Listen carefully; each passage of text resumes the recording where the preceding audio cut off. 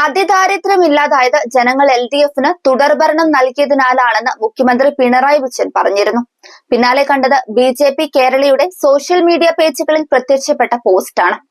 അതിദാരിദ്ര്യ നിർമ്മാർജ്ജനത്തെ ഇകഴ്ത്തിക്കാട്ടുന്നതിനായി സംസ്ഥാന സർക്കാരിന്റെ നേട്ടങ്ങളെ പരിഹസിക്കുന്ന തരത്തിലായിരുന്നു പോസ്റ്റ്.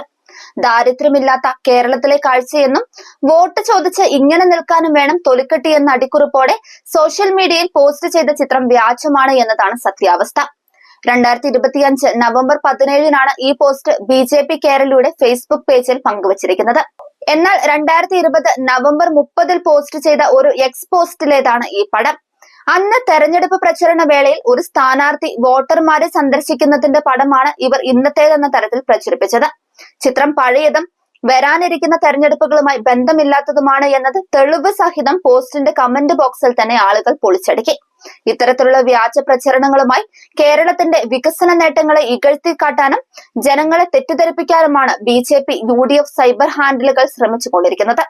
എന്നാൽ സെക്കൻഡുകളുടെ ദൈർഘ്യം പോലുമില്ലാതെ ഇത്തരം പ്രചരണങ്ങൾ തകർന്ന് തരിപ്പണമാക്കുകയാണ്. തെരഞ്ഞെടുപ്പ് കാലം തുടങ്ങിയാൽ വ്യാജ പ്രചരണങ്ങളും തുടങ്ങും. BJP സൈബർ വിങ് വീണ്ടും പണി തുടങ്ങിയതിന്റെ ഒടുവിലത്തെ ഉദാഹരണമാണ് ഈ പോസ്റ്റ്. സാധാരണയായി LDF ഭരണകാലത്ത് വിവിധ മേഖലകളിൽ നല്ല രീതിയിലുള്ള വികസനം ഉണ്ടാകാറുണ്ട്. എന്നാൽ കേരളത്തിലെ പതിവനുസരിച്ച് തൊട്ടു പിന്നാലെ വരുന്ന UDF സർക്കാർ നാടിനെ പുരോഗതിയിലേക്കല്ല മറിച്ച് അധോഗതിയിലേക്കാണ് നയിച്ചിരുന്നതെന്ന് മുഖ്യമന്ത്രി ഈയടുത്ത് പറയുകയും ചെയ്തു. 2011 മുതൽ 2016 വരെയുള്ള UDF ഭരണകാലത്ത് പുരോഗതി നേടിയ എല്ലാ മേഖലകളും പുറകോട്ട് പോവുകയും കേരളത്തിന്റെ അഭിമാന സ്തംഭങ്ങളായ മേഖലകൾ പോലും പതനത്തിലാവുകയും ചെയ്തു. അത്തരമൊരു സാഹചര്യത്തിൽ പിന്നീട് വരുന്ന ഗവൺമെന്റിന്, അതായത് LDFന് തകർന്ന ഭാഗം നികത്തിയെടുക്കലായിരുന്നു ആദ്യത്തെ പണിയെന്നും അദ്ദേഹം പറഞ്ഞു. 2016-ൽ LDF സർക്കാർ അധികാരത്തിൽ വന്നപ്പോൾ ആദ്യം പരിശോധിച്ചത് ക്ഷേമ പെൻഷൻ കുടിശ്ശിക എത്രയുണ്ടെന്നായിരുന്നു. 18 മാസമായിരുന്നു അന്നത്തെ കുടിശ്ശിക. അതായത് പ്രഖ്യാപിച്ച 600 രൂപ ആർക്കും കൊടുത്തിട്ടില്ല. ഈ കുടിശ്ശിക കൊടുത്തു തീർത്തത് LDF സർക്കാരാണെന്ന് മുഖ്യമന്ത്രി പറഞ്ഞു. തുടർന്നുള്ള ഓരോ മേഖലയിലും തകർച്ച പരിഹരിക്കുന്നതിനായി ശ്രമങ്ങൾ ഉണ്ടായി. 2021-ൽ പതിവ് പോലെ UDF ആണ് അധികാരത്തിൽ വന്നിരുന്നതെങ്കിൽ നേടിയെടുത്ത നേട്ടങ്ങളെല്ലാം പുറകോട്ട് പോകുമായിരുന്നു.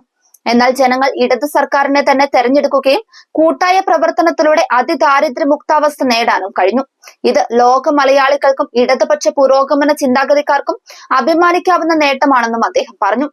എന്തൊക്കെ പൊള്ളവാദങ്ങൾ പടച്ചുവിട്ടാലും അതിന്റെ നിജസ്ഥിതി മനസ്സിലാക്കാതെ പ്രതികരിക്കാൻ മാത്രം മണ്ടന്മാരല്ല കേരളത്തിലെ ജനങ്ങളെന്നും കമന്റുകളിലുണ്ട്.